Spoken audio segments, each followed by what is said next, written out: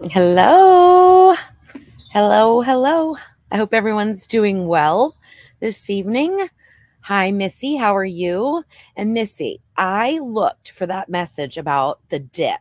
So hopefully you're tuned in and you can hear me. Because I'm going to ask you to email me the recipe at Louise at thesaltedpepper.com because I can't find where you shared it with me. And I know it was so simple, but I couldn't find it. So once you email it to me, Louise at thesaltedpepper.com, I will make it and let you know. I think I've had something similar to it. All right. Hi, Stacy. How are you? Hi, Linda. Hi, Larry. How are you guys doing? Hi, John. Good morning. So I'm outside today. It's a funny thing. If you guys saw the disaster last week at Tasty Tuesday, I mean, the food turned out fine. One pizza was better than the others, but I mean, all in all, it was fine. But it was so hot. I mean, I'm telling you, it was so hot. I thought I was gonna melt, literally just melt. So anyway, that was terrible. But I used my table that I always do my lives, my Q and A's with. I used it for the wood fire, and it works so well out here that I left it. And when I went to buy another one because I thought I would just have one inside and outside, they don't have them. So I'm outside on a table that we bought out here, which is a really nice table for out here with these huge, high back chairs. It's a high table. So anyway, I'm outside. It's beautiful tonight, though. Wonderful. So I'm really excited. Hi, Beth. Hi, James. How are you? Hi, Dawn. I've got a lot of things to talk to you guys about. Hi, Natalie. Hi, Brian. Hi, Christina. Hi, Norma. Hi, Donald. Hi, Linda. Hi, Bob. Hi, George. Um, George felt sorry for me. Yeah, I felt sorry for me too. Oh my gosh. And Jeff, he was so funny. He was like, "Well, Louise, I'll follow you inside." I'm like, "No, I just want to mop my face. I don't want everyone to see me mopping my face." It's like, "No, you just stay out there." So anyway, it was all good though. Somebody did call me oh, what was the word they called?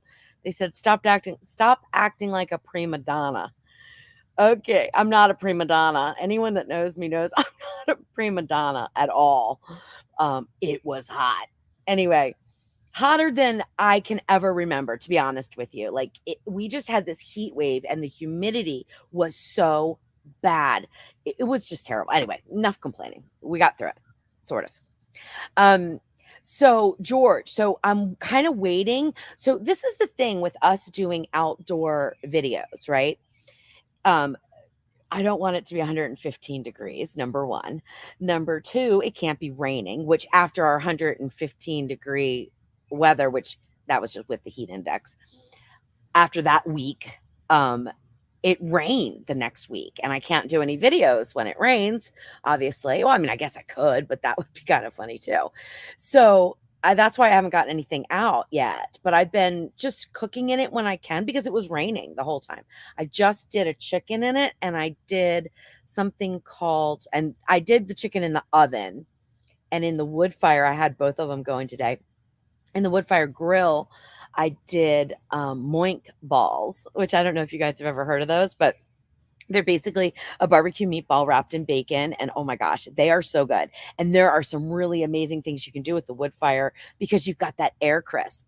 So I'm not one that likes bacon wrapped anything because it never gets crispy. And I don't like that soggy bacon. I want it to be crispy. Now, it doesn't have to be crisp like it would be if you're frying it in a pan, but I don't want it to be like what's the word? Fatty, like soft, like weird texture. I don't want that. So that's why I think the wood fire is going to make these moink balls amazing. And basically, if you don't know what moink balls are, they are a barbecue meatball wrapped in bacon and then the kind of braised with a little bit of barbecue sauce at the end. And so moink is for moo and oink. Okay, so it's play on words. I don't even know who came up with them. I think they've been around for a million years, but I made those today. They were really good. Need a little tweaking with the recipe. But yes, I am going to be doing some recipes both in the wood fire oven and in the grill. But I'm getting to know the wood fire oven. The wood fire grill I've been working with since like September or October, believe it or not. I'm not one of those people that rushes into things because when I put out a video and a recipe, I want it to work for you 100%. So I don't want to rush into it until I really learn all the ins and outs and how to get the best results. Excuse me. So that's why it takes me a lot longer than some other people that can just, whip things out, and that's fine too. I mean, it's no problem either way, but that's just me.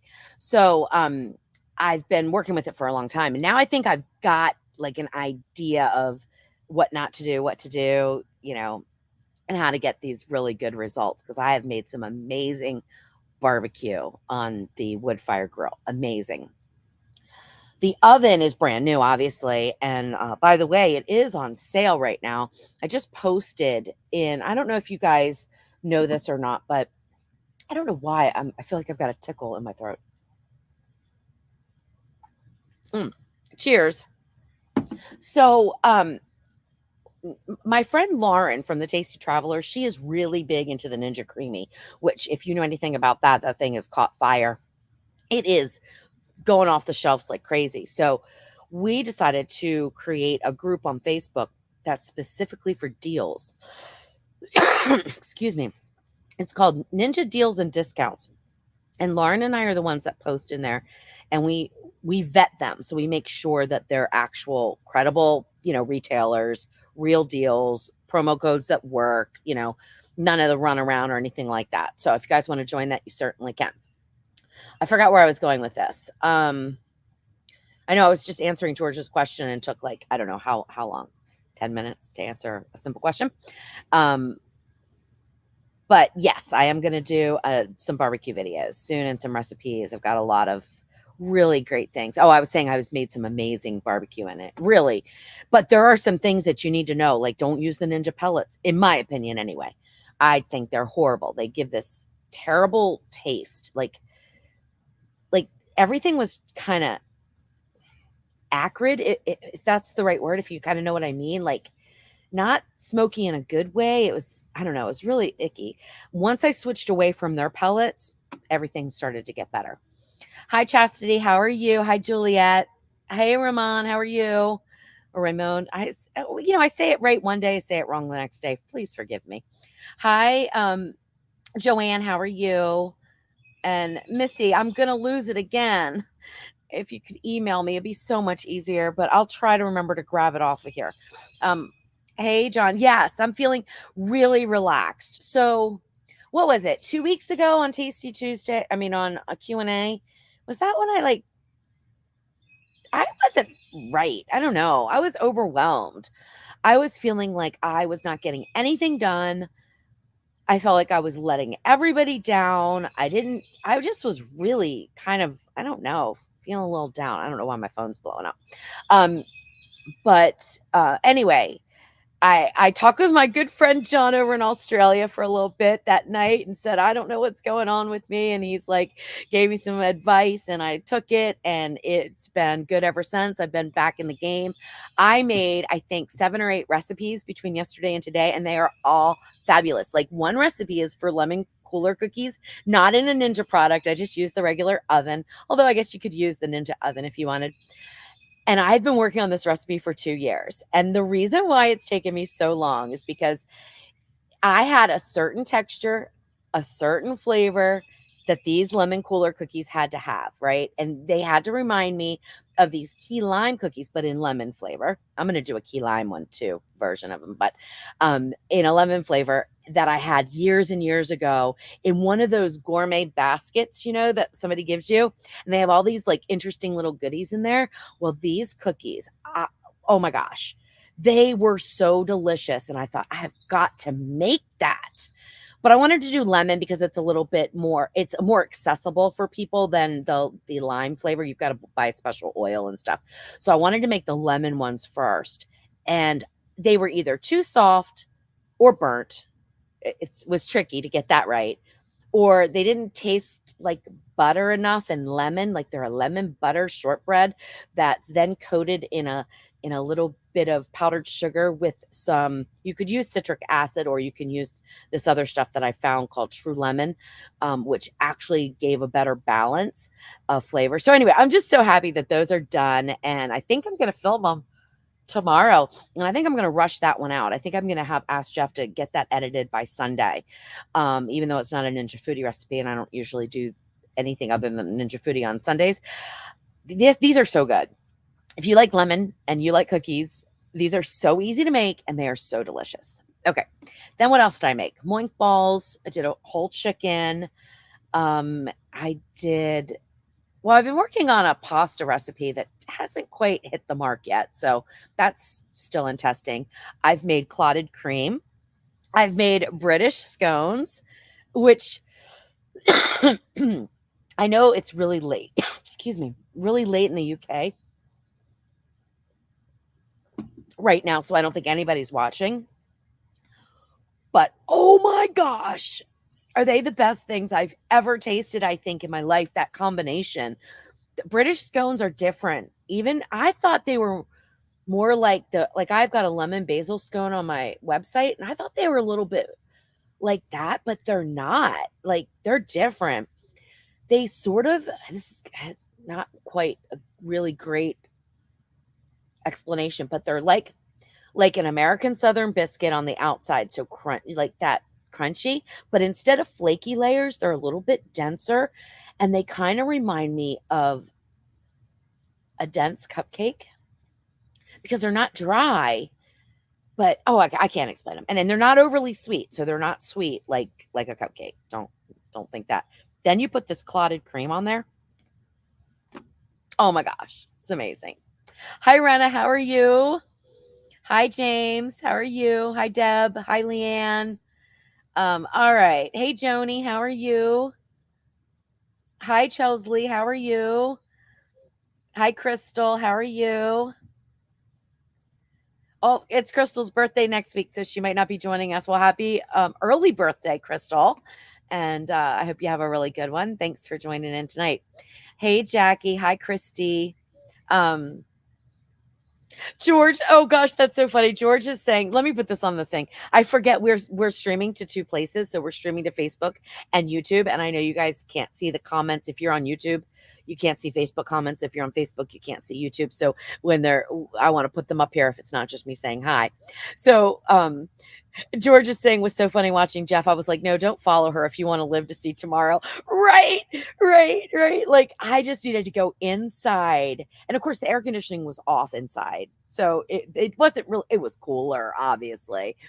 But yeah, I just needed to go inside and like, oh my gosh, I felt like it was going to be, I felt like Mrs. Doubtfire. Okay. Now obviously I don't have a mask on and I don't wear a lot of makeup. I mean, enough, but not a ton, but that's what I felt like. I felt like everything was just like melting off my face. Oh gosh. Anyway. Oh, we move on. All right, please, James, go ask the question. If you haven't down in the feed yet, I will get to it. I'm going to be going down here right now. Okay, let's see. Hi, Melinda. How are you? Hi, Goodberg. How are you? Hi, Terry. Hi, Lisa. Hi, Paula. Okay, so Paula has a question. I've had my eye on the wood fire grill for smoking. Have you tried the smoker function? Yes. And I have made some amazing barbecue. And I owned a barbecue restaurant, guys. So I smoked meat all the time for sale, like for real. And at first I was worried about this acrid taste. But once I switched pellets, like I said earlier, it was fine. And I've been trying out different pellets. So I don't have like get this brand or anything like that. I think I'm starting to narrow it down a little bit, but definitely I would not suggest the Ninja pellets. They're just, something's not right. They're too strong. The blends aren't good. Something isn't right. I use fruit wood a lot. So I use apple, cherry. I like peach. I've used pecan. Pecan was amazing. I've used a maple cherry and something else is in there and I can't remember. It might even be hickory in there. Blend, and that was nice. So I tend to use more mild woods, and I just find that to be better. So the smoker function works well. The issue which isn't really an issue to me because I'll tell you the pros and the cons as far as I can tell you. I've never had a pellet smoker before. So I always did wood, log burning, and I had a rotisserie, and it was like, I don't know, 4 or 5 feet long. And I mean, you would put hundreds and hundreds of pounds of meat on it at a time. And of course, it held pretty good temperature, and it had a big firebox, and so we didn't really have to load it up that often. So it was sort of hands off. I mean, not like totally hands off, but sort of. So with the wood fire, some of the things that I've been testing out is how many rounds of pellets do you need to do to get a nice smoky flavor on the meat? And if it's something like pork and brisket, which are larger cuts, it's not just one, and it's not just two, and it's not just three. I mean, sometimes you have to do 4 or 5 rounds. That means every hour you're filling up the little hopper because the hopper is so small. So that's like the downside from what I can imagine. A larger pellet smoker would be where you can put more pellets in at a time, right? But it's quick and easy. So it's not really that big of a deal for me. But you do have to check on things like if you want that smoke to go the whole time and add it in. And if you catch it right, you don't have to hit the ignite button. If you don't catch it right, you have to hit the ignite button again. But again, it really takes 5 seconds to load it back up. So I am very happy with the smoking function. I think it's a mild smoke for the most part. And I think there's some things to know about the cold smoking feature, which I'm going to get into probably in the fall. I'm going to really start working with that more because I've done some testing on the cold smoking function, which is, I think it's going to be amazing. Like I've smoked salt. So you can really, like, if you like smoked salt as a finishing salt, you could do this and it's a lot cheaper. I mean, a lot cheaper than buying smoked salt. I've smoked cheeses. I've smoked burgers and then grilled them. I highly recommend that. I think that was amazing. That turned out really nice. So I've used the cold smoke function. Oh, and pork chops. Cold smoking the pork chops now you have to keep food safety in mind, and that's what I'm going to get into in just a minute. But cold smoking the pork chops and then putting them on the grill to actually cook them is amazing because they don't dry out. And these are boneless, pork chops that could dry out under a longer smoking time. So amazing. I love that. But if you're doing things where you really have to, like, you don't want the cheese to melt, you're doing like chocolate chips, because you can smoke chocolate chips too. I understand. I haven't tried that yet. Seems a little odd, but maybe a smoked chocolate chip cookie might be in the future here. You have to have your outdoor temperature cooler because even though there's no heat produced when you're cold smoking by the electric heating element, there's still heat produced from the pellets. And what I noticed is on a cooler day, I could keep that temperature down in the low 90s, which was okay to smoke my cheese. But which I prefer down in the 80s, honestly. But if it was fine, it worked out fine. However, if it was a really hot day, like we had this hot spell and it was, the heat index was 115 degrees, that smoker got up to 100 and some degrees inside. So the ambient temperature outside makes a difference for that. That's probably way more information than you guys really wanted. And the answer to your question is yes, I did. I have smoked on it and I do like it. Okay, let's see. Christina, I made your Mexican shredded chicken for my daughter's girlfriend's graduation party. And it was the first to go. Oh, that's awesome. And congratulations on her master's degree. That's awesome. I'm so happy to hear that. That's awesome. Missy, you email me, Louise@thesaltedpepper.com. Anybody can email me, Louise@thesaltedpepper.com. If I don't answer your question right, or you think I'm wrong about something, or you want to, whatever, just want to say hi. I love getting emails. Okay, so Gail has a question. I have a frozen Boston butt that I want to pressure cook in my 8-quart Ninja Foodie stove frozen. Okay, so do you want it for pulled pork? Is that what you want? And are you going to air crisp it at the end? Boston butt from frozen. Let's see. I'm trying to think. It depends on how big it is. That's number one. So I would need to know the pound. But let's say it's what? I think mine was 7 pounds that I put in the Ninja Foodie, and I think I pressure cooked for 90 minutes or 2 hours. I know I air crisped quite a bit at the end as well, like for an hour to get the bark developed, which probably isn't technically bark because it wasn't smoked, but you know what I'm talking about. So you would want to at least do 2 hours from frozen for sure. And the thing that I would be concerned about, I am not a huge fan of cooking meat from frozen, although I have done it a couple of times with certain things, smaller things. Um, the thing that I'm concerned about if you don't thaw it is it getting too overcooked on the outside because food cooks from the outside in.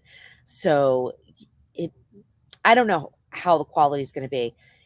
In if I was gonna, excuse me, if I was gonna cook a Boston butt from frozen, I would have it in the inner pot with some liquid so that as it produces its liquid, it kind of keeps staying in the liquid more. So the liquid level will rise as it releases its juices and you will protect it a little bit more. But still, you can overcook it. That's the problem. You can overcook it. So, but yeah, I would say 2 hours, depending on the size of it. Obviously, I would need to know that. But I really think 2 hours it would take under pressure, which is a long time. But that is a dense, big piece of meat. Hi, Bonnie. How are you? I was talking too fast. Okay. And you can't email me. I don't know how to do that. Okay. I will try to remember, Missy, at the end to go back and just grab that. Okay. Um, okay. Let's see. Yeah, Juliet, it's like kind of like a shortbread. Not exactly. I don't even know. Maybe I shouldn't even call it a shortbread, but it it's that crispy. We're talking about the lemon cookies again. It's crispy through and through, which is important to me. I like crispy cookies. I don't like soft cookies. So if you like soft cookies, you can actually make them soft. And I will tell you how in the recipe because you just go at a higher temperature for a shorter period of time. Um, okay. You should try making a UBE cheesecake. You will love it. I have no idea what that is. None whatsoever. Oh, George, you're from the UK. So you know all about the scones and the clotted cream, right? Hey Wendy, how are you? Hi Marjorie, how are you? Um, Juliet says she has a Traeger smoker, but keep looking at the wood fire grill.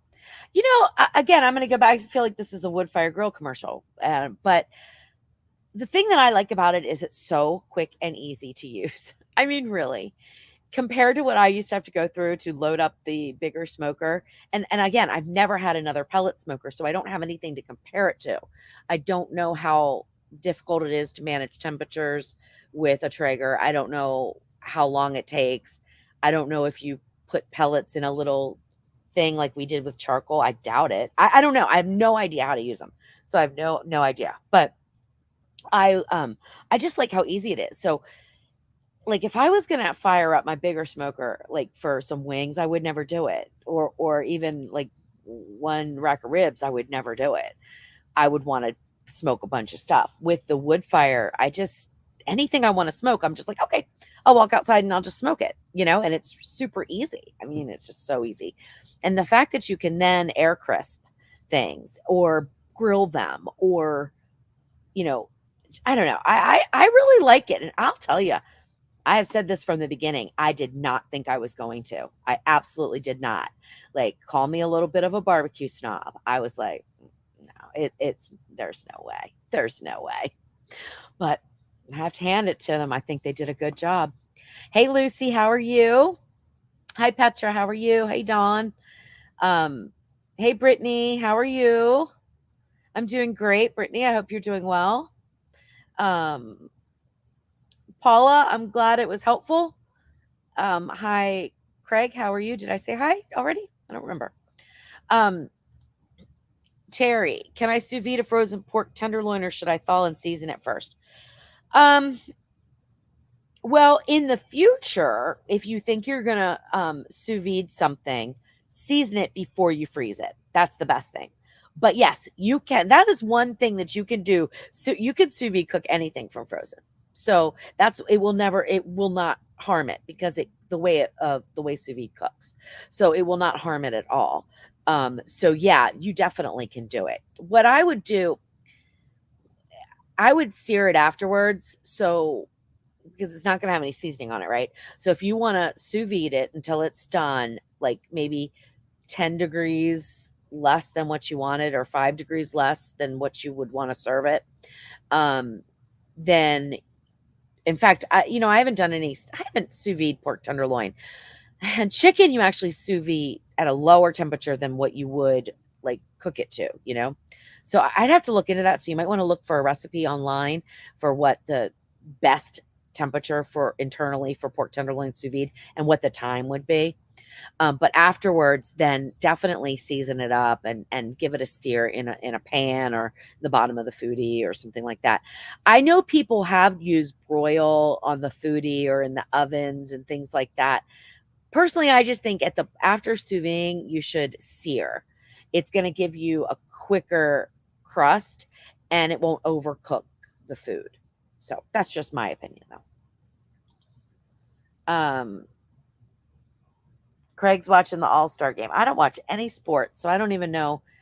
I mean, I would embarrass myself. I wouldn't even know what the All-Star game was, Craig. um, Okay, Marjorie. Might be silly or stupid. First of all, nothing silly or stupid.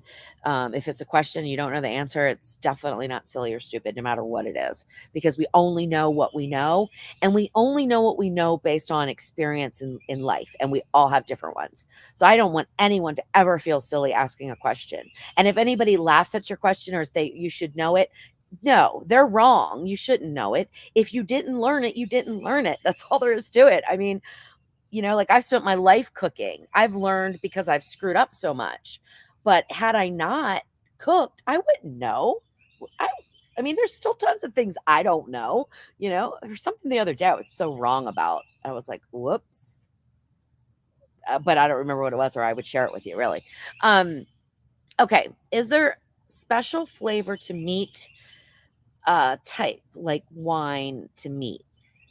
I don't understand the question. Is there a special flavor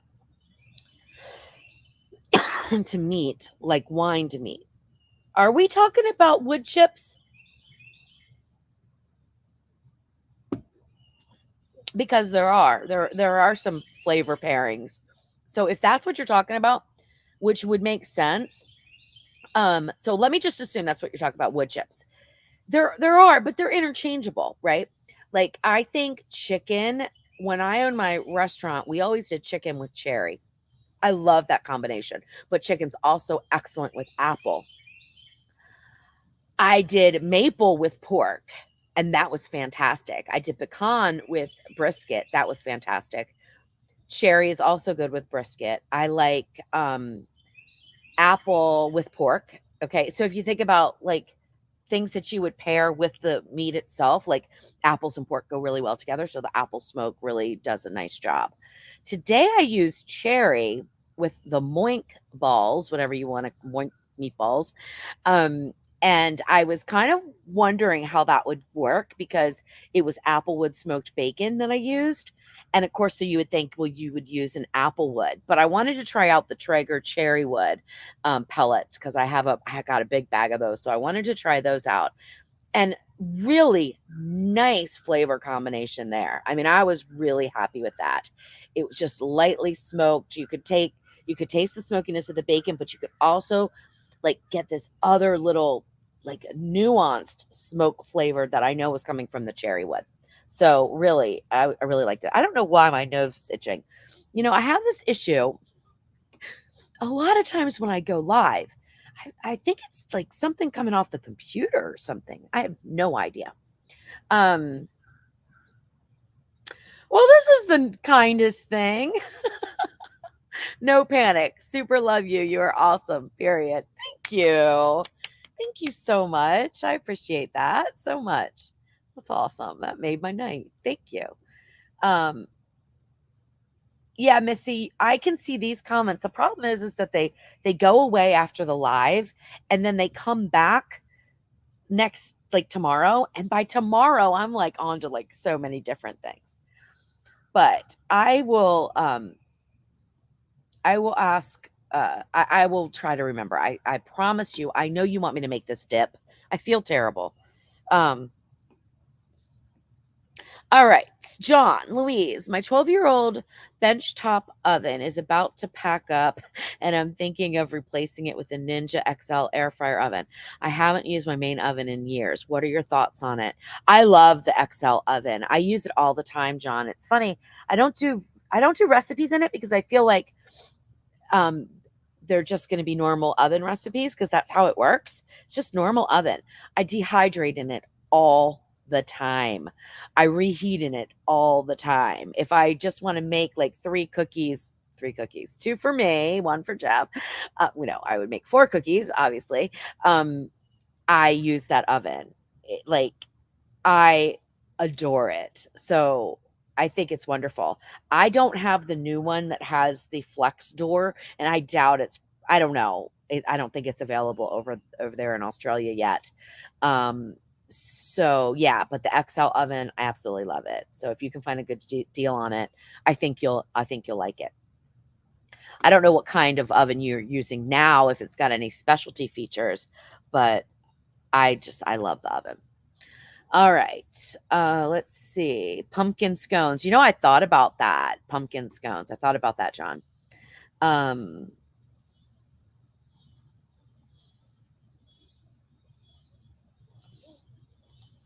okay. You are changing the cooking from the bedridden community. I need more fatty beef carnivore meals. I have a freezer right by me and a fridge on the other side. Please continue to help.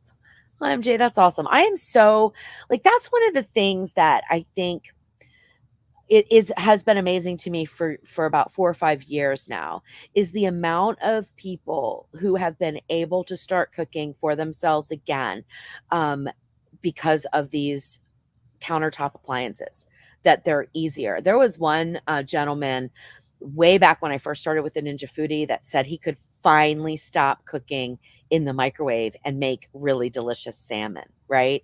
And I just that just warms my heart. I mean, I just think that's so incredible. And I don't have any disabilities. And it's like I take for granted how wonderful these are. But then I think, because I'm a nurse or was a nurse, I guess once a nurse, always a nurse. And I think about all of the people that I took care of in home care that were in wheelchairs or bedridden that this stuff would have amazed them. Like it would have just changed their life, really. So that I think it's awesome. Thanks for sharing that. Hey, Linda, how are you? Hey, Robin, how are you? Oh, Jeff is sending me a message. He took some of those moink balls to work, and everybody's loving them. So that means they're my testing crew. So my husband, in case you don't know, is a paramedic. He's not a paramedic. He's a helicopter pilot for an EMS company, and which is emergency medical systems. So he works with a nurse and a paramedic all the time. So when I make a new recipe, like I send it off for approval, and they love it. So that means that's a win. Um, David, cooking food to temperature is the way to go. Yes, absolutely. It's kind of hard to do in a pressure cooker though, because unless you have the OL701, and even then that's can be a little challenging with the probe. Um, it's impossible to cook to temperature in a pressure cooker because except for that one instance, because you don't know what the temperature is, right? So you kind of like, if you're making something for the first time, you're throwing it in there, you're setting a temperature and you're guessing basically, unless you're following a recipe with from somebody who tested it out like me. I mean, I can't tell you how many times like I've underestimated, overestimated. I mean, that's why I have to test the recipes so many times to get them right. um Okay, D. I'm in the UK. I don't eat beef. I know it's a big ask, but is there any way you could offer a pork suggestion for your beef recipes? Love the idea of the flanken ribs. Okay, so D, the flanken ribs like that. Okay, I understand what you're asking, and it's not a big ask, except for it wouldn't be accurate. I wouldn't. The closest thing with pork would be country style ribs, but I have a recipe for country style ribs on my website. So you could follow that instead.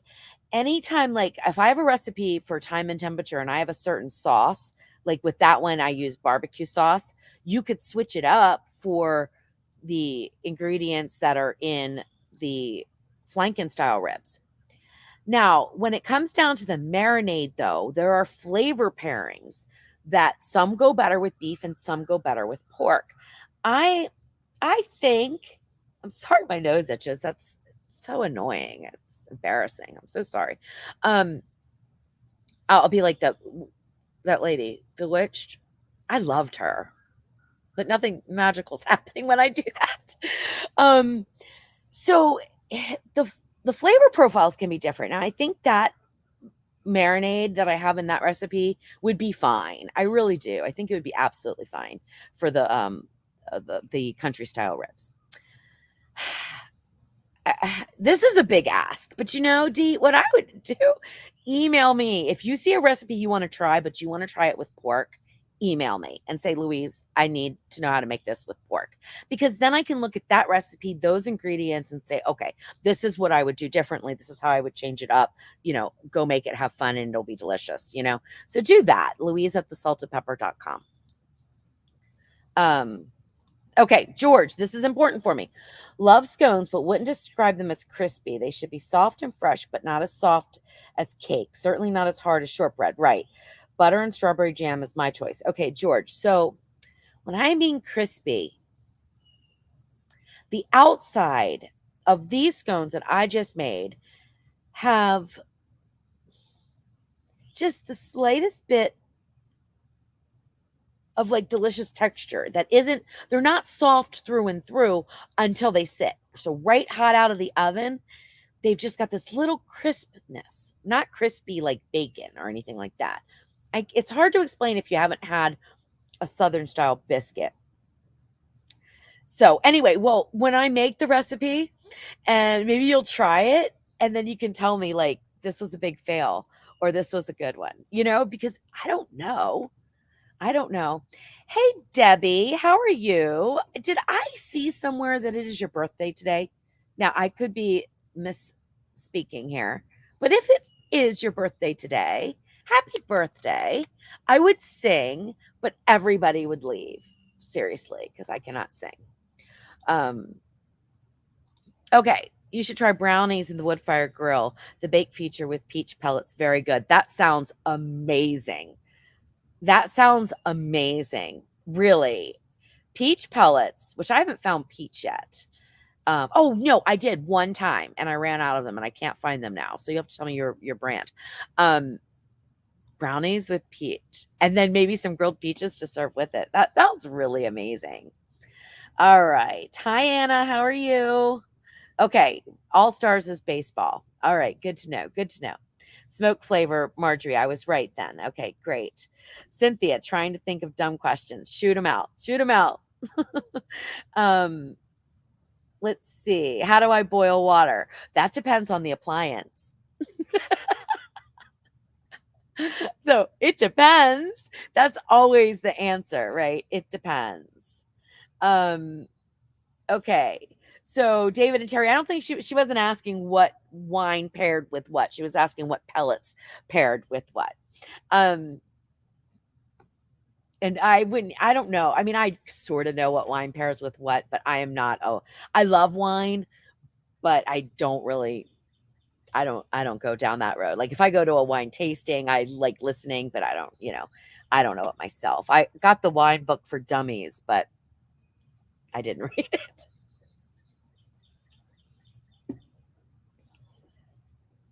Juliet, that's awesome. Yeah, we always say at work, we don't know what we don't know. And that is exactly right.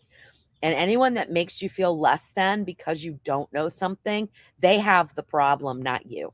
Trust me on that 100% of the time. It is their problem, not yours. Okay. Let's see. Let's get over here. I'm using this is funny. I'm on a composite table and I have my mouse here. And I was trying to like use it on the table before I went live and it wasn't working. So I have it now on tissue paper. I'm innovative, right? That's the first thing I found. So it takes me it's a little bit weird. Okay. So MJ, how can I cook 2 to 3 pound chuck roast as a steak with the foodie? Up until now, I was only pressure cooking ribs and steaks, but with the new foodie, I'm looking at as I want a fatty roast like a steak. Okay. So there's a lot here. And because of the cut of meat that a chuck roast is. I mean, you could take your chuck roast and you could cut it into steaks. Depending on how the marbling is and depending on where the fat is would depend on whether or not it stayed together. Because sometimes, you can get a chuck roast and it just like I can't even explain it, but like it's practically falling apart before you even cook it, right? I don't mean by tender because it's tender. I mean because where the fat's going, it's like separating out, right? Or you can get some that are nice and tight and together and they've got marbling and they don't have as much fat running through them. So number one, I would pick out a chuck roast that looks like it would cut well for steak.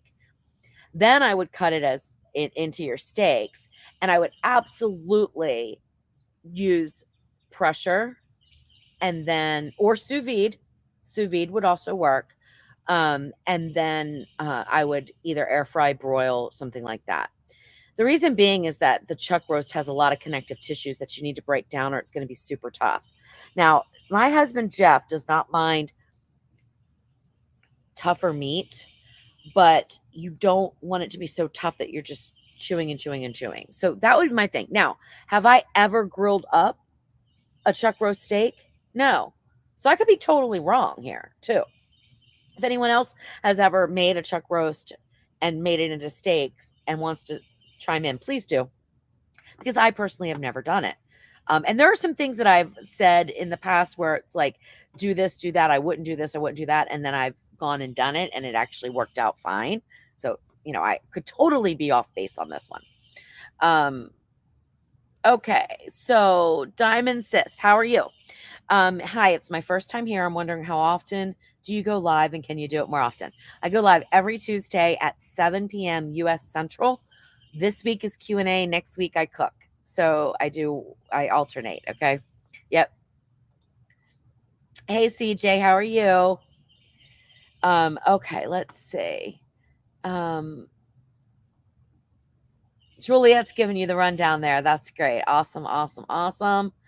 Let's see. Okay, I'm looking through here. Okay, let's see. So, Mike, what's your favorite food to cook? I get this question a lot, and I always am going to say it's the recipe I'm working on at the time because I have to love what I'm cooking at that moment to be able to test the recipe so often. But if my favorite food to cook, Thai, probably. Indian, Asian. I love that.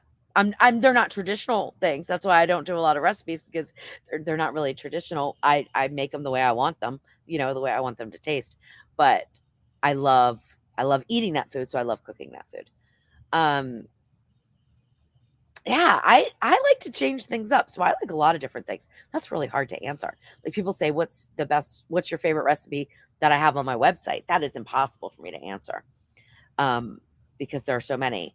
There are a couple that I go back and make a lot though. I'm trying to remember right off the top of my head. I can't think of it. What did I just well, my husband makes my chili all the time. I can't remember. There was something the other day. I was like, this one I make a lot. I don't remember what it was.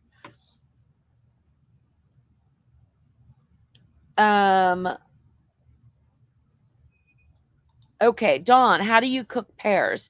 You mean the fruit pears? I need a little clarification there. Yeah, Juliet, Bewitched. Yep. Elizabeth Montgomery. Yep. Missy, I will. He's at work right now. And Crystal, Crystal is going to Sam's tomorrow for the first time. Okay, any suggestions on what I should purchase food-wise? Oh my gosh. First of all, make sure that you have a good 2 hours because that store is amazingly big. Most of the Sam's Clubs are. And there's just so many things. I mean, I can't even tell you one thing. If you like kiwi and they have golden kiwi there, grab some. You'll really like them. They're not tart like the green kiwi. They're really sweet and they're delicious there. Trying to think what else, like, can I only get at Sam's? That's hard. It's probably also depends on where you live. Everything though, like, just try some new stuff. Try things that you haven't tried before. Because I don't know where you live, but where I live, I can get things at Sam's Club. It's an hour away, but I can get things at Sam's Club that I can't get locally, which I consider that, an hour away, not local. So I always stock up. Like, I just spent $785 at Sam's the other day getting a whole bunch of meat. I didn't find brisket though. I was looking for brisket. I didn't find that, but I found pork. I'm going to do a comparison between baby backs and St. Louis style. I always cooked St. Louis style ribs at our restaurant, and I never made baby backs because I thought they were overpriced, and there was, they're smaller. There's no meat on them. But I bought some the other day, probably maybe a month ago now, and made them on the wood fire, and they were amazing. Like, Jeff liked them better than other ribs that I've done. So I thought maybe there's something to this. So I figured let's do a little showdown between baby back and St. Louis style to see, what the big difference is, if any. And now the prices are kind of closing in a little bit, so they're both expensive, basically. Okay. Let's see. Recipe requests that you may already know. Preserving meats either in fridge or dry. Chicken, pork, and beef mostly. And a pizza in the foodie. Preparedness foods like quick meals, popcorn. Okay. So I did I have a recipe coming out. I have not put it out yet because it's so, like, not seasonal right now, but where I home cured brisket for corned beef. But that wouldn't really be what you're talking about. And in order to preserve meats, you would have to really start to can them, which I'm not a canner. And I canning something that my mom always did, but it kind of scares me a little bit because you got to get it right. I don't think I'd feel comfortable doing recipes. Like, I don't want to kill anybody, with something I say that's wrong or something like that. Get a freeze dryer. That's the one thing I'm looking into right now. I've been looking into it for like 3 years. I just haven't bought it because they're expensive. But that's going to give you the best longevity. As far as pizza in the foodie, I have one that is 99.999% ready to go. And I'm trying to make it a little bit easier, and I'm not getting the results, and it's like it's just not there. It's just not there. I've been working on that one for a year, I think. And I'm not all the time, but every now and again. So, oh, hey, Jeff. All right. I'm so glad those Moink meatballs are a hit. So Robin, Moinks are basically a barbecue meatball. People use Italian meatballs, but I made mine with barbecue seasonings and stuff. And then they're wrapped in bacon and they're smoked. So really, really, really good. Hey, Nicholas, how are you? Oh, good. Oh, yay. George says sounds like I nailed the scones. Yes. Yes, I think so. I think that's exactly what they are. I can't wait for you to try them. Um, well, happy birthday, Missy. All right, let's see. Okay, here we go. Okay. Hey, Jesse, how are you? Hi, Louise. I have a question. I dented the bottom pot on my new OL701. Do you think it would still be okay to use, or do you think I should get a new pot? It's really tiny on the corner. If it's sitting on the pressure pad and it's not giving you the pot notice, it's fine. Don't worry about it. It's fine. If it starts to give you the pot notice because it's not sitting correctly, you'll have to get a new one. All right, let's see. Gail, how are you? I made yogurt on the dehydration setting. I used Oakhurst 1% milk with 1 can of sweetened condensed milk and a quarter cup of yogurt comes out great. When I use 1% chocolate milk, it doesn't come out.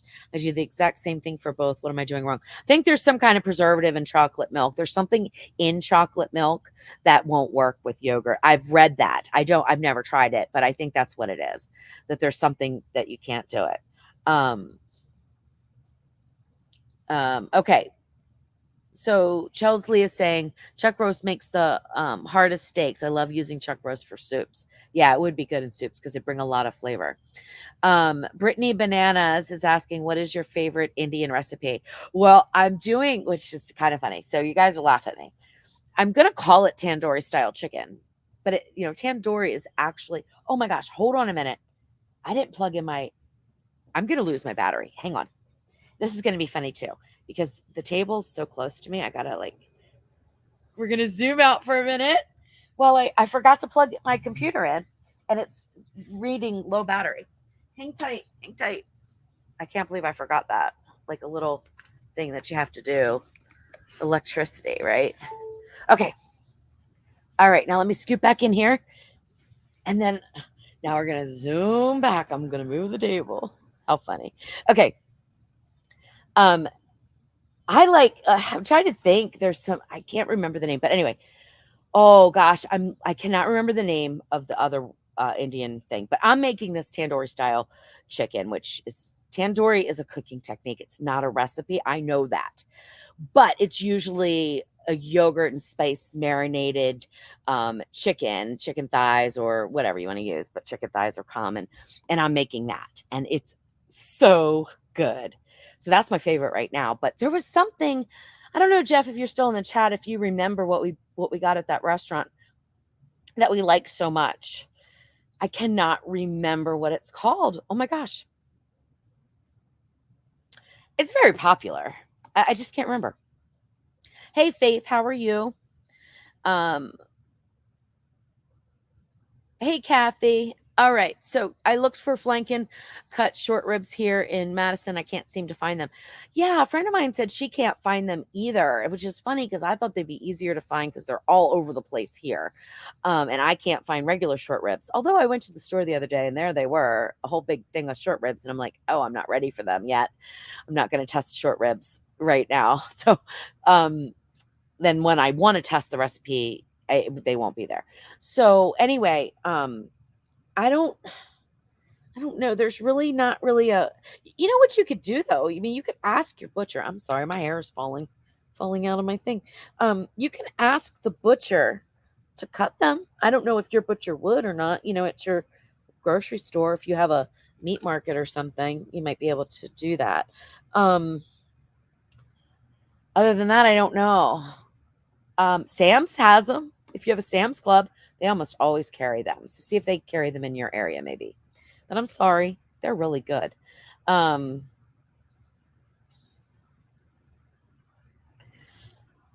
right, let's see. Oh, yay! Honey mustard dressing. Funny story about that recipe. So Jeff, my husband, says, I don't like honey mustard. He's never liked honey mustard, he says. And I'm like, you're going to like this, though. He's like, I don't like honey mustard. So I just made a salad and I put honey mustard on it. I'm like, you know what? You're going to eat it. And he loves it. Now he went somewhere the other day. When we were traveling to Arizona, and he got a salad and he ordered the honey mustard dressing. And I'm like, what? You don't like honey mustard dressing? He's like, I do now. So yeah, that's a really good one. Okay. Let's see. Paula, I do have recipes on my website for them. So, I mean, now please don't hold me to a standard of being authentic because I was born and raised in the United States. I mean, my experience is only what I know, and what I ask people. And I do ask and I do research and but maybe I combine two spices that aren't traditional or something like that. So I would always say that they're inspired recipes. They are not authentic recipes. But I've got a Thai curry chili. See, that is not a thing, but Thai curry chili has won me several cook-offs, like chili cook-offs. It's amazing. That's on my website. I have a steak version made on the stove, and I have a Ninja Foodie version with chicken. And then I have a green chicken curry that, oh my gosh, I just love. And I have another curry that's a yellow curry. That's really basic. The picture of that is like hideous on my website, but it's a good recipe. Tastes good. If you like peanut butter and you like that the yellow curry, it's kind of that kind of a flavor combination. And then I've got, basic Americanized Chinese food. I have a hot and sour soup that's phenomenal. And I mean, there's a lot on there. So, I have crab wontons, which are definitely, again, Chinese American. Egg rolls. I have a General Tso's fried cauliflower recipe. That's phenomenal. When I tried to sub in my chicken nuggets for the cauliflower, though, it lost something. So I wasn't able to just translate that to a General Tso's chicken recipe. So now I'm working on a General Tso's chicken with fried rice in the Ninja Speedy. And then I'll be able to, I'm just tweaking that a little bit before I get that out.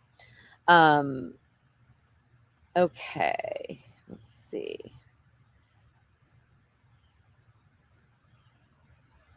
Okay, so Kathy, well, I mean, there could be some truth to that. Baby backs have more meat. I don't agree with it, but I'm not saying you're wrong.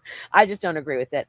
And spare ribs have more fat. If spare ribs have more fat, they were not cooked enough. They were not cooked correctly. That's my experience. So you should be rendering the fat if you're smoking them.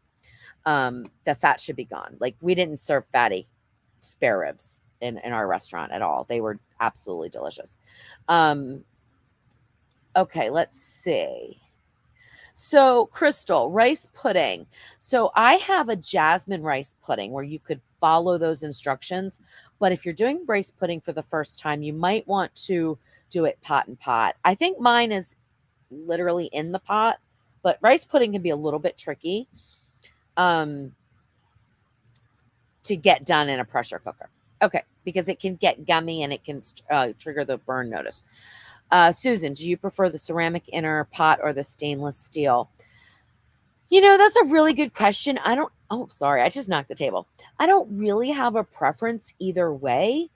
I love cooking with stainless, but I don't necessarily see the point of it in pressure cooking. So I use the ceramic. Number one, the people that develop the stainless steel pot, I don't agree with their business ethics. So I don't support or promote them, and I haven't in years and years and years. But I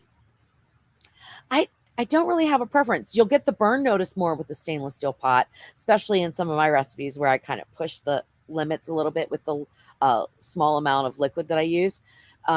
You'd be more likely to get the water notice in the stainless steel than the ceramic because of the way that it heats and the way that it conducts heat. So it heats faster, it heats quicker.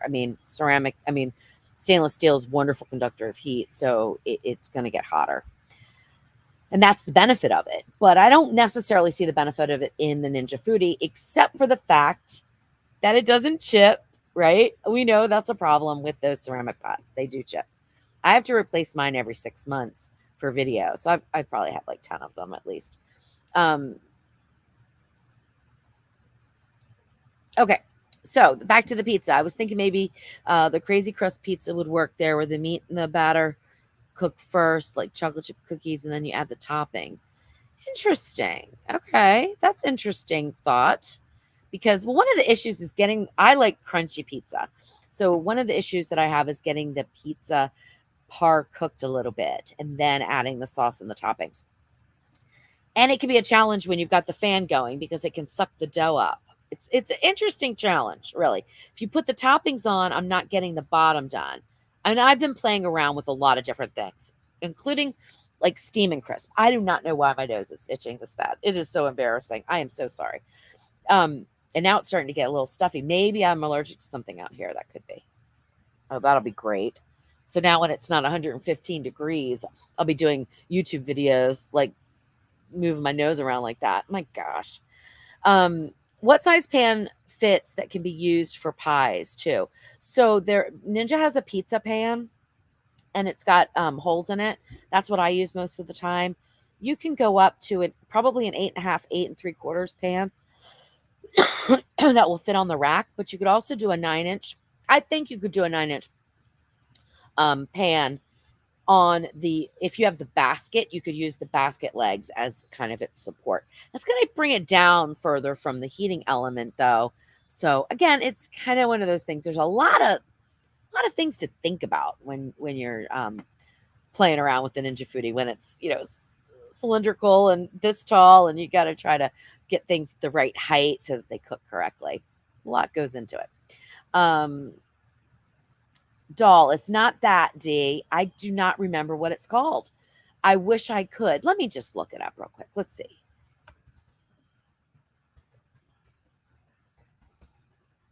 Let's see. No, it's not even popular. The most popular. Let's see. Nope.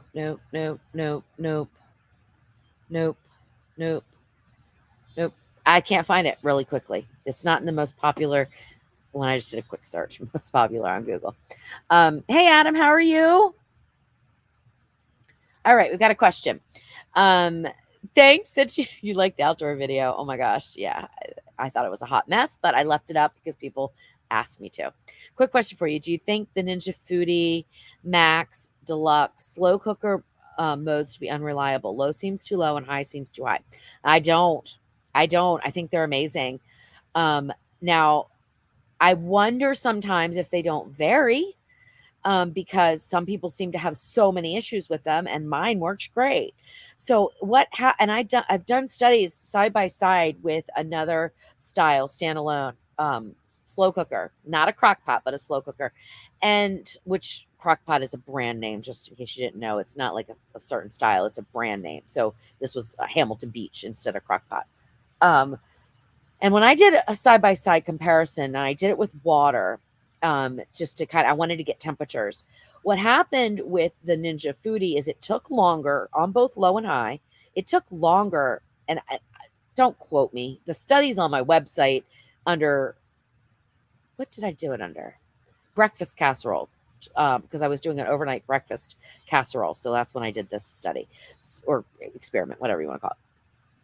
The Ninja took longer to heat up, but once it did heat up, and by longer I mean like 30 minutes, an hour maybe, but once it did, it reached the temperatures and held them better than the Hamilton Beach.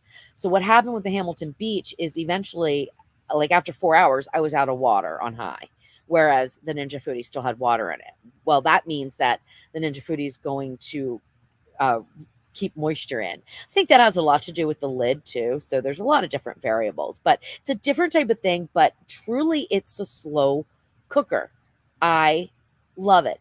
Now, I've never experienced high being too high, except I will say that my pork tenderloin cooked in like 15 minutes or 20 minutes on high. But usually I don't find it to be too high. And it depends on what you're cooking, how much of it, and what the liquid is. So there's a lot of variables that go into that too. But all in all, I love it. And I never liked slow cooking because I always thought they cooked too hot and too hot. And I always had overcooked meat. I hated it. I hated it. I love the Ninja Foodie slow cooker. I think it's wonderful. Now, do I use it a lot? No, not really, because why? I'll use pressure cook instead. It's quicker, right? But if I was going out to work and I wanted to put something in to slow cook during the day to have for dinner, absolutely, I would love it. The first time you make something in the Ninja Foodie using the slow cooker, though, make sure you allow an extra hour, just to make sure that it's cooked the way you want it. All right, let's see. Oh, that's what it is. It's chicken korma. Oh my gosh. We loved that. We absolutely love that.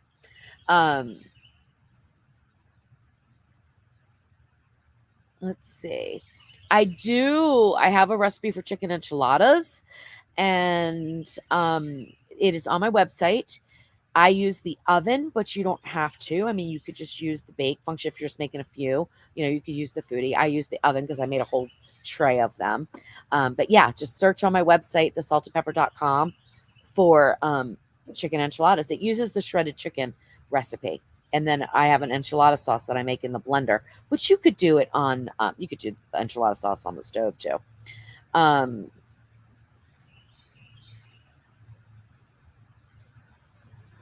oh, that's cool. I don't know if I've had Indian Chinese fusion. That sounds interesting. Definitely. Um, Thank you, King Blue. Thank you so much. Me and my wife, Pamela, are thankful for you. We have an Ninja Foodie and enjoy your recipes. Thank you so much. I appreciate that. Um, yes, David, I would agree with that. For spaghetti recipe, I use Rayo's homemade marinara. I would say of all the jarred sauces, Rayo's is my favorite now. I used to like Barilla a lot, but I really like Rayo's quite a bit. Um, and Christy's saying, love, love, love baby back ribs. Um, okay. So, George, good question. What is pot and pot for rice pudding? So, pot and pot means that you put water in the inner pot of the Ninja Foodie. Then you put the rack or something else that will hold a trivet or something, will hold another pot up. That pot then has the food in it. So, for rice pudding, you could put, I still don't know if I would put the cream in because under pressure, cream tends to split, but you could put your liquids in to cook your rice and everything, and you have a lot less chance of well, you're not going to run out of liquid, so you're not going to get the burn notice, and it's just sometimes easier to control the cook of things like rice. So a lot of times I'll recommend pot and pot for rice. um, Most of my recipes, I don't like have just a pot and pot recipe for rice because I'm always cooking something in the bottom when I'm cooking rice on top. But pot and pot cooking is really good. Like I do pot and pot cooking for lasagna, right? My lasagna recipe is pot and pot. The lasagna is assembled in a pot above the water, and then it all cooks. So, but you do have to add water to things too. Like those have raw noodles in them, so they need the water to absorb. And sauce goes in there as well. And then some things like you could put vegetables in with just a pat of butter, no liquid. So you're not diluting anything. The liquid's underneath and you could pressure cook. Now, depending on the vegetable, they'll turn out good or they turn out terrible. But you can do that. Yeah. Um, I will, Missy. I absolutely will. Okay, let's see. Good one. That's really good. Yeah, look up the 360 meals, George. If you just go to my website and type in 360 meals, you'll find them. John saying he's got no problems with slow cooking either. That's awesome. All right. Okay. Crystal, Alford. My dad's on a low salt white meat only, basically white meat, chicken, and turkey. I'm always looking for new recipes. Yeah. I'm trying to think if I have any. I mean, obviously you can make anything low salt. White meat.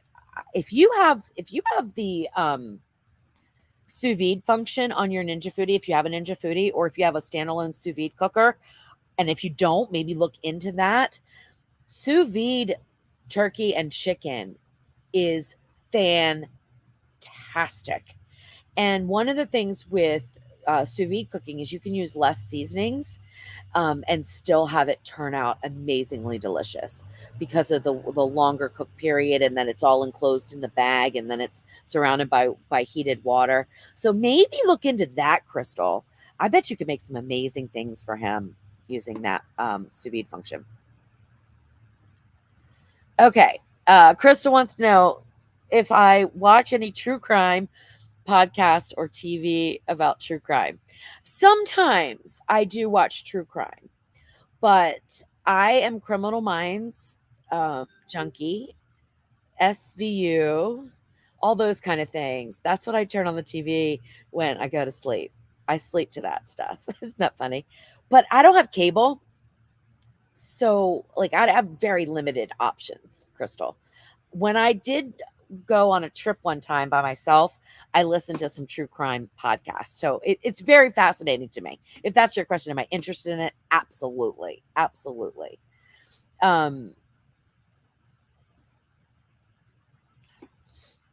so Adam, I've wondered that too, but I've never found a direct correlation between UK models and, US models or Australian models. I don't even know, John, are your models different?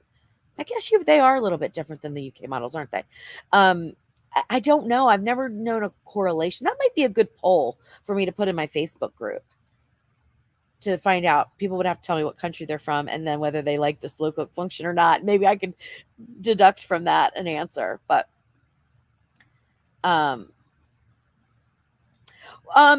so pot and pot is basically a bain marie. Well, the food is not in the water. So unless you're doing it as a bain marie, because you can, but usually the food is above the water. So you'd have 1 cup of water and then you'd have your rack and then your food's above. So the food's not actually sitting in the water. So technically it would not be a bain marie, but you could do that. I don't even know if I'm saying that word correctly. So I might be embarrassing myself right now.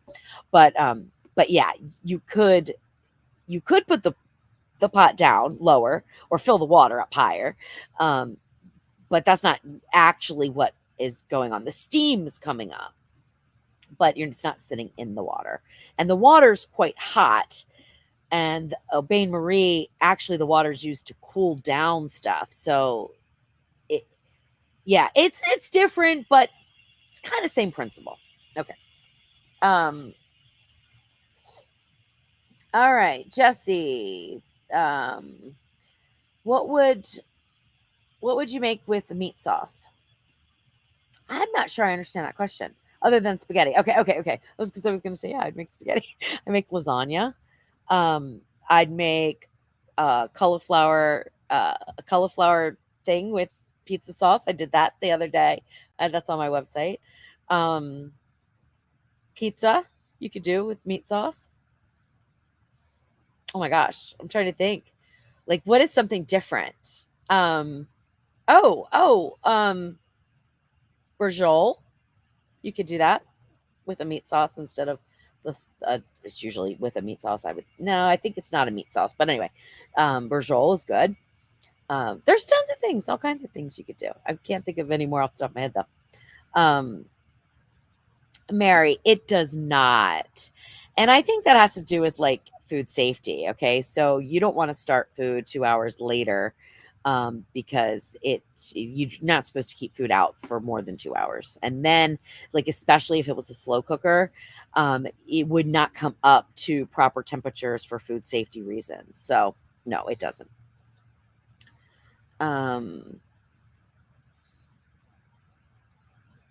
Okay, Adam, I've used the pressure cook function a few times, but I think the small valve is defective. Sometimes doesn't pop up for a good 10 minutes, even though steam is pouring out of it. I don't trust it. Well, it depends on what's in the pot. Okay, so different things will give you different reactions. So sometimes I'll have a lot of steam coming out, and it seems to take forever because it's mostly a liquid meal and it's built the steam, but it just hasn't, I guess, it hasn't warmed up enough. Because I think, and I don't know this for a fact, but there's probably two different, well, I know there's a temperature sensor in the bottom of the pot. And then, of course, the pot fills with steam and then it pops that valve. But I wonder if it's dual, like it has to also reach a certain temperature. I don't know. I don't know the answer to that.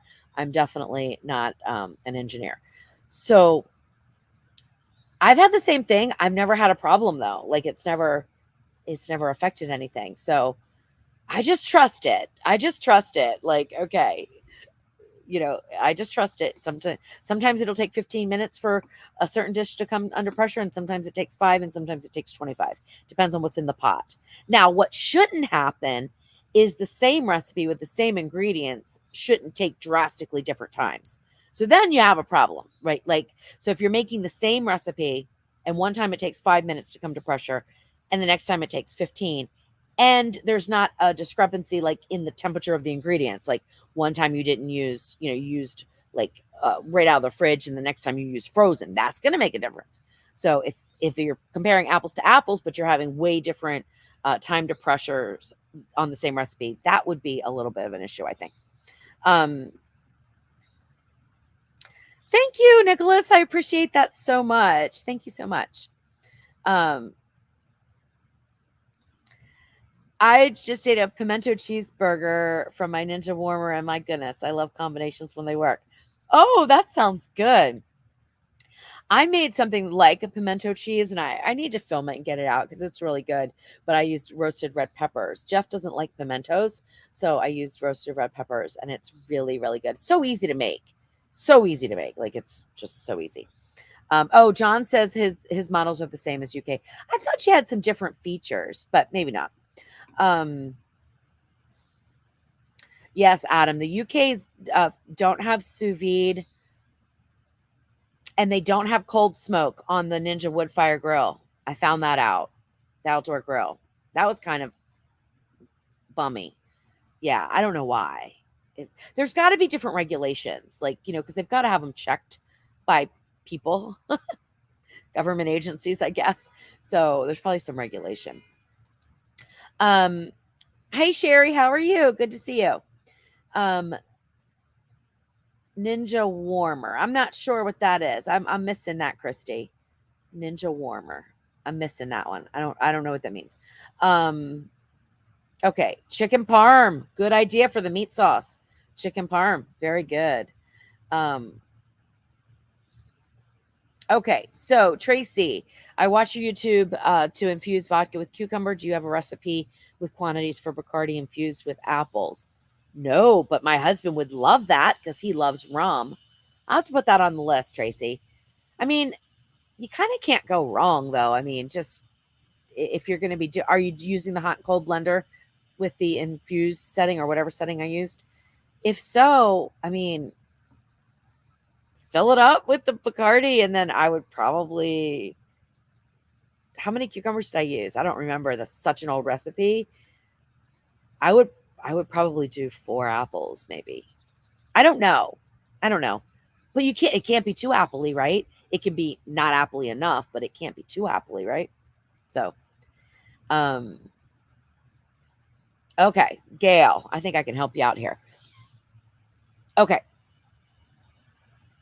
All right. I think I can help you out. So let me read the rest of the question. I've tried so many ways to get my German pancakes, Dutch babies, to rise up on the sides during cooking, but I haven't succeeded. Different size pans, lighter recipe, different temps. Any ideas? Yes, you need a cast iron pan. You need a cast iron pan that you put in there and get it hot, hot, hot, hot, hot. Broil that baby for 15, 20 minutes. Get it hot, hot, hot, hot, hot, and then pour your batter in, and then you could use bake or air fry or whatever you want to do, and it's going to rise up.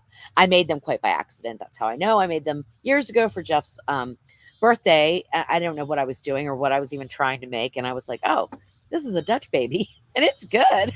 So yeah, that's what you need, a cast iron. You've got to have something that holds that heat, and the other types of pans that we use just don't hold the heat. So that's the secret. Okay. All right. This is a loaded question here. What small appliance do you like for grilling, dehydrating, and air frying? They're different. Grilling, I would say my favorite's probably the wood fire outdoor, even though I don't like necessarily grilling outside. I think it does a better job than the indoor grill. Okay, that's just me. So, and I like combining the smoking with the grilling. So that would be, for grilling, I would say the outdoor wood fire for sure. If you wanted indoor, then I would do probably the XL, one of the XL indoor grills. Not sure I would do the one that has the griddle and the grill. It's got a weird angle to it, but I don't use that one nearly as much as I use just the regular XL grill. Dehydrating, the XL oven is what I use for that. I think anything else is not, you can't do enough quantity for the things that I dehydrate. However, I mean, you could do small batches of things in any of them that have that function. And air frying, I think the Ninja Foodie pressure cooker and air crisper does the best job at air frying, hands down. The grill does a good job too, though. I'm not gonna lie, it does. I don't know why I love the Ninja Foodie so much. I feel like I can control everything much better. Maybe it's because I am so much more experienced with it than the indoor grill. But the air frying works good on the grill. It works good on the Speedy. The Speedy issue I have with air frying is that you've basically got two levels, and sometimes it's too high and sometimes it's too low. And there is a rack you can buy to kind of get into that middle ground. I think I'm going to have to buy it. Because sometimes you don't want things too close to the heating element, but you don't want them way down either. So that's thing. So yeah, so 3 different appliances for 3 different things is what I use. I don't like. I mean, you can't grill in the oven, really. You could broil in the oven, but I don't really like it for air frying at all. I've never gotten anything to really be good air frying. Okay, let's see. Missy wants to know what my favorite color is. That's a hard question. I don't really have one. I like orange a lot. I do. I mean, that's kind of my logo's orange. I like orange a lot. I don't know.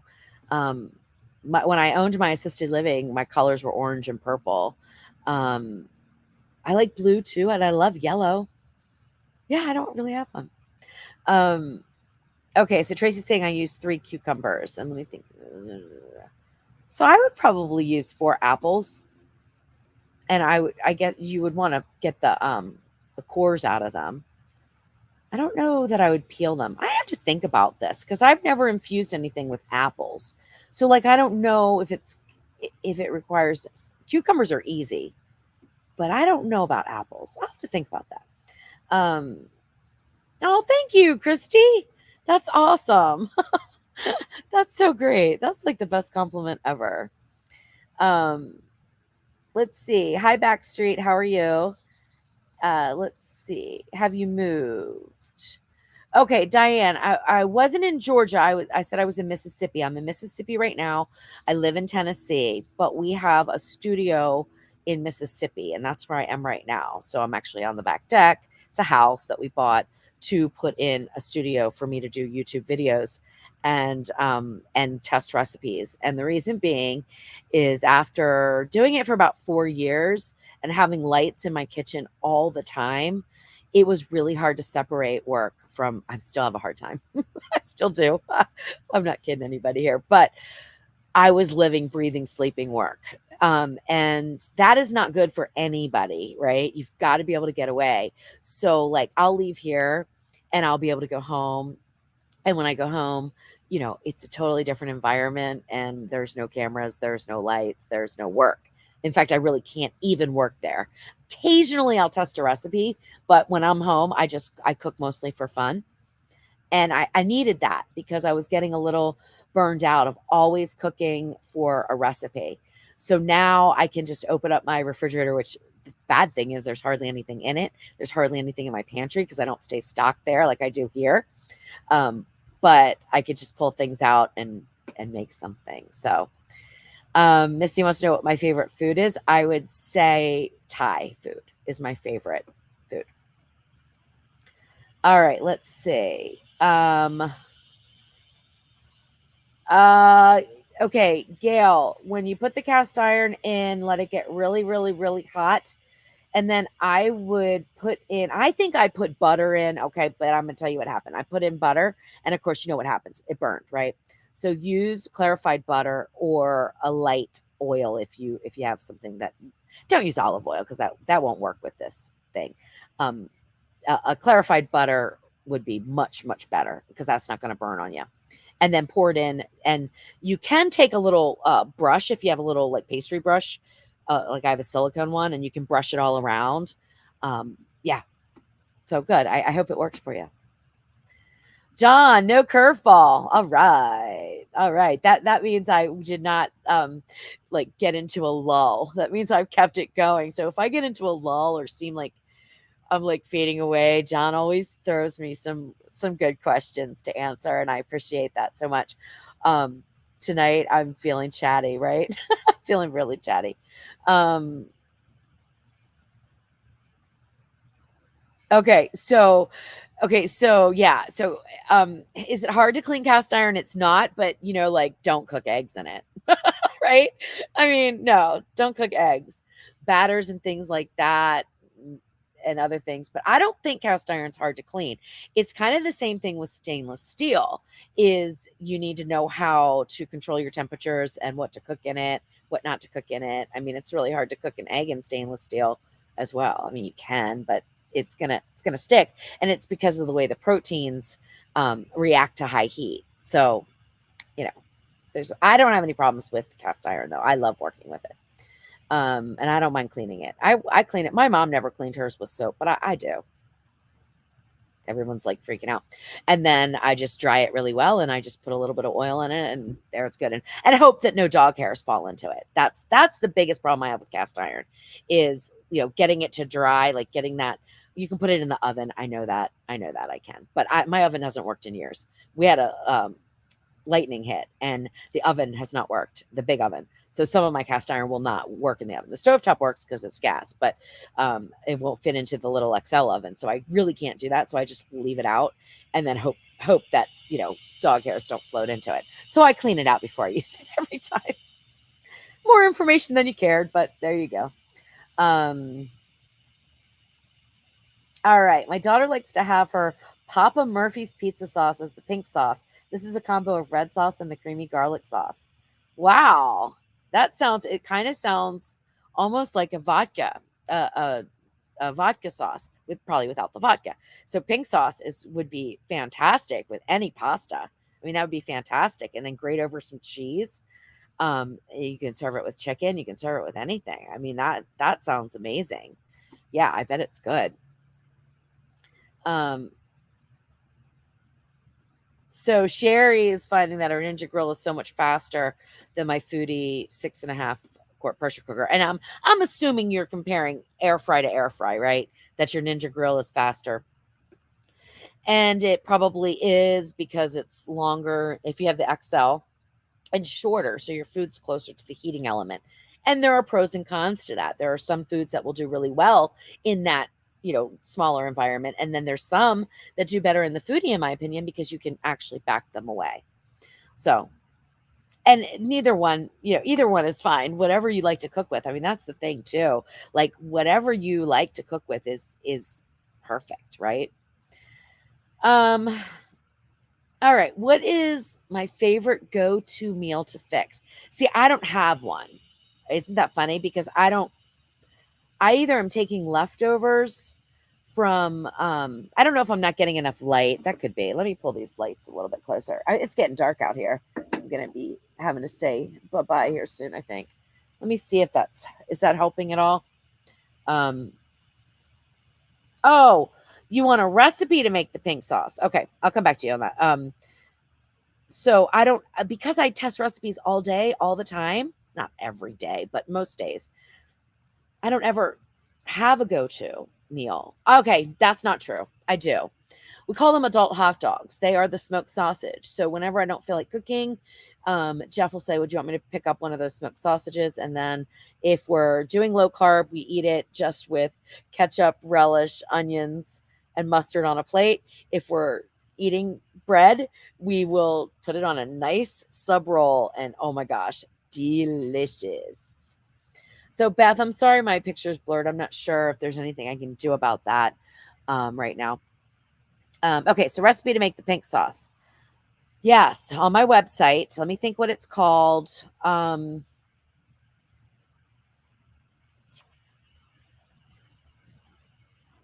trying to think what it's called.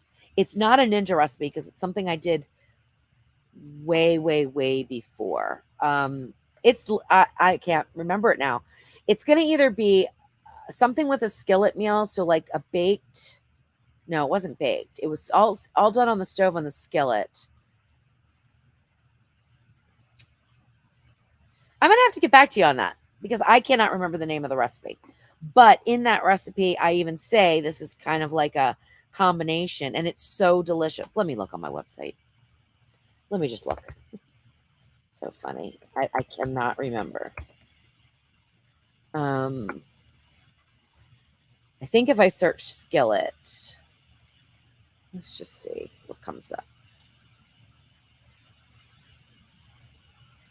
Hopefully my internet's not going bad. Okay, that's skillet. Okay. It's called one skillet turkey spinach pasta.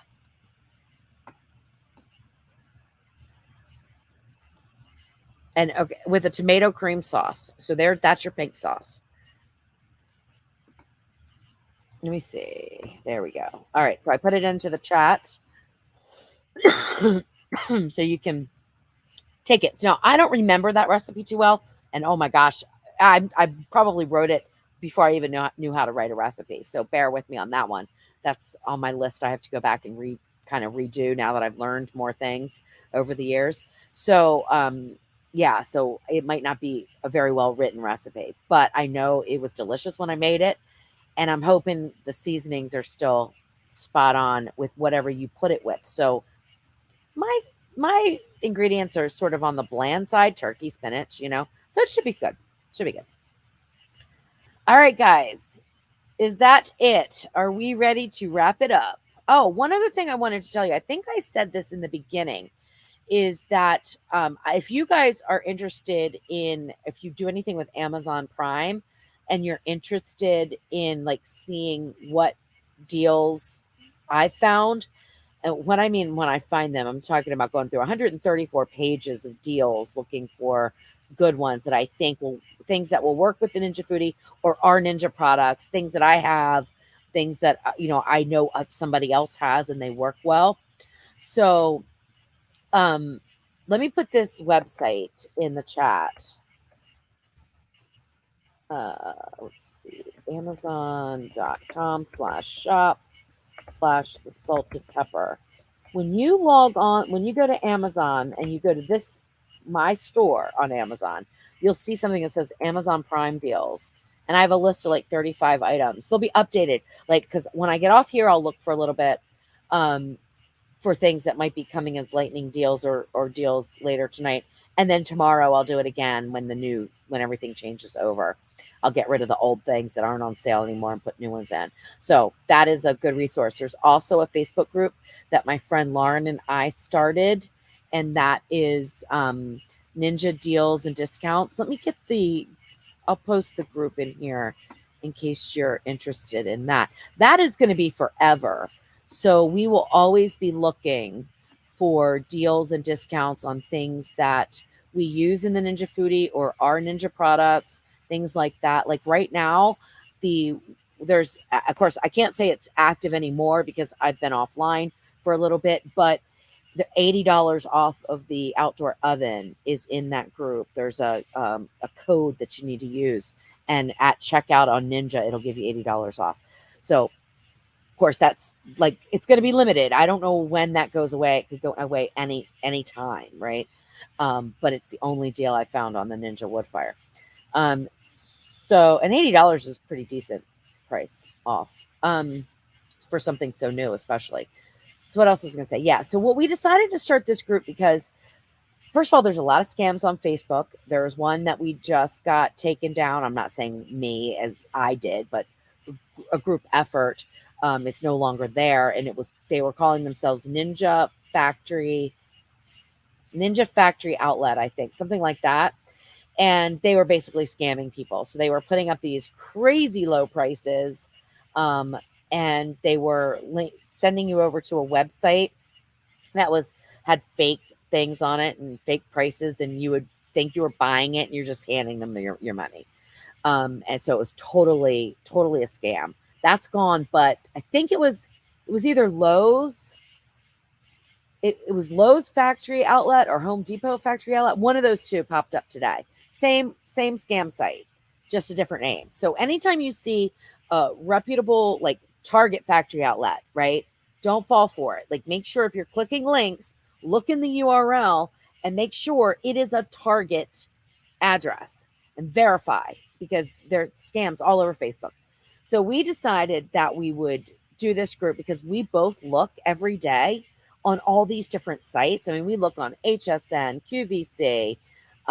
This is in the US. And then we have some in Canada. We have some in Australia that I'm looking at now. We've got some in the UK that I'm looking at.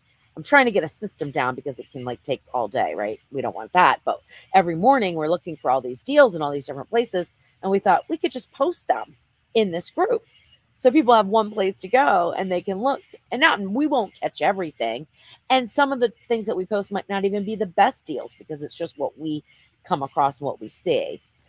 We do earn a little bit of commission off of the sales, so there is that too. But that's not the main reason why we do it. Like, I don't really care if I earn commission or not. We do it because we want people to be able to, first of all, ask questions about different models that get lost in the bigger Facebook groups, and get the best deal you can. And Lauren, who runs it with me, she is an amazing deal finder. Like, she posts way more than I do because she's like got so good at it. She can find deals everywhere. So, oh, Christy. Okay. So Christy said she said her pimento dip from her Ninja warmer. Just wondering if I'm missing something. Maybe it was a keep warm function. Maybe I'm not sure either. There's also on some models there's something called buffet, which is like uh, the I'm getting to you, Linda, because I read you now. I read your message, and now I've lost my train of thought.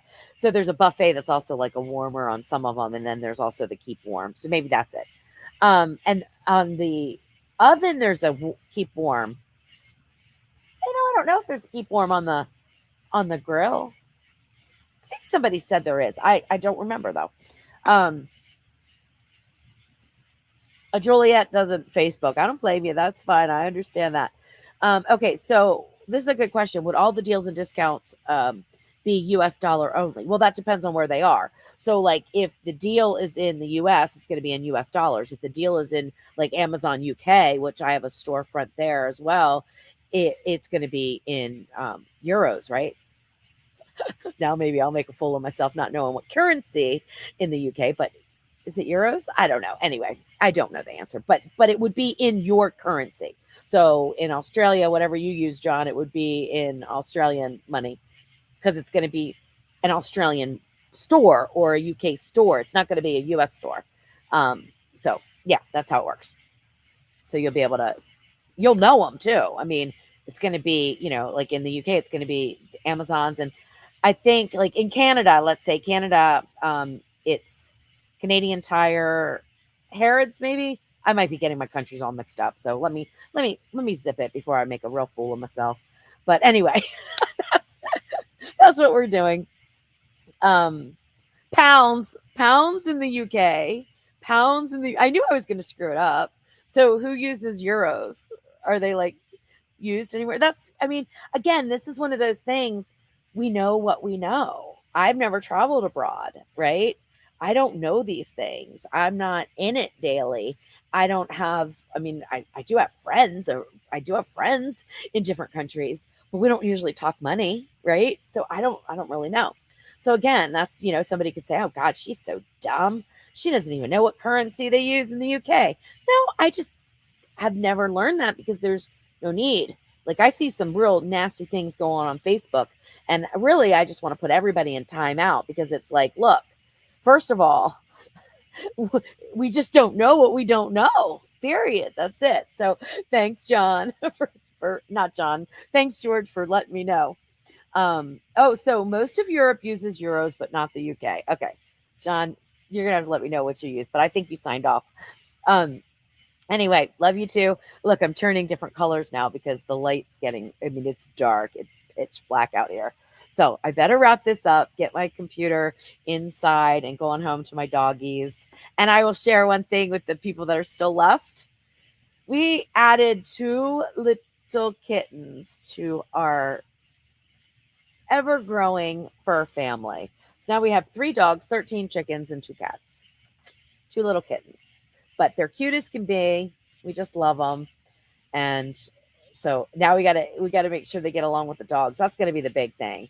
So that's gonna be a process to try to integrate them. But we are hoping. So all right, guys. Love you so much. Thank you. Oh, names, Betty. And you guys are the first to know about this. Okay. So you're the first to know. I haven't told anybody on social media. You're not the first to know. My husband knows, and a couple of my friends know. But other than that, I've not even shared pictures or anything yet because we just got them on Sunday. But the names of the kittens: Lady May, who is a calico girl, and Boots, who is a black and white. So his feet are white, and then he's got black and white. We actually named him or her Boots before we even saw him. So Boots might not even really like fit, because I mean, it kind of has boots, but not like as clear cut as you might think. But I just like the name. So anyway, so Boots and Lady May. I do not know where Lady May came from. I just Jeff was like, well, you're gonna have, the calico's 99.9% sure it's a girl. Um, and he says, what are you gonna name the calico? And just Lady May just popped into my head. I have no idea why. My grandmother's name was May, but I just don't know. So Lady May and Boots. So there we go. Beth, you rescue cats. That's awesome. Yeah, I have a friend that rescues all kinds of animals. I mean, she works really hard to get them placed and everything. We all of our animals are rescues. Okay, so not like some of them were adopted from SPCA's and things like that, and then one of them was given to us from a coworker of Jeff's that could not keep the dog. That's my baby. That's my baby Gus. And then he's like my soul dog, like my spirit dog. I love this dog so much. And then uh the chickens weren't rescued. Really? I don't know. Well, maybe they were rescued from somebody's table. I don't know, but they were not rescued. And the cats came from my husband's coworker who has a farm, and his cats had kittens, and it just worked out. So anyway, all right, love you guys. I will see you next week for Tasty Tuesday, and I don't know what I'll be cooking, but it will be inside. We will be inside next week. I promise you that, because I'm not going to go through another heat wave. Maybe in the fall we'll do another Tasty Tuesday outside, but yeah, I'm going to be inside next week. Love you guys. Oh, and hummingbirds, Juliet. You know what? Funny you say that. See, I can never hang up the phone on you guys. It's ridiculous. I always say that. It's like I feel like I'm hanging up. And then I see another comment. I'm like, oh, I can't hang up yet. I got to, talk to somebody. So, Juliet, hummingbirds are like one of my favorite. I love watching them. And one thing that I've learned, though, is that I have to replace the feeders every single year, no matter how good of quality I think they are. That George, you crack me up. I'm going to let everybody laugh at this comment while I finish talking. So I can't stop laughing. Anyway, the feeders get like some kind of residue or rust no matter how much I clean them out. And I'm afraid I'm going to poison my hummingbirds. They don't like it either. The bugs are jumping on me now. So I didn't get new ones this year is my point. And I was sitting here at this table, I kid you not, right before we went live, and this hummingbird, beautiful red, and I don't remember what the other color was, red and black, I think. Beautiful little hummingbird just came buzzing around. I'm like, that's what I need out here. I need a hummingbird feeder out here. So I'm going to go pick one up this week and get it out here, pick up a new one. And then next year I'll get them for our house in Tennessee where we live. See, I don't even know where I am. So yeah, and we have flowers there though. A lot of flowers, like a lot garden. Like I have a garden, so the hummingbirds get stuff out of there. So I'm still feeding them, just not with the prepared sugar water, right?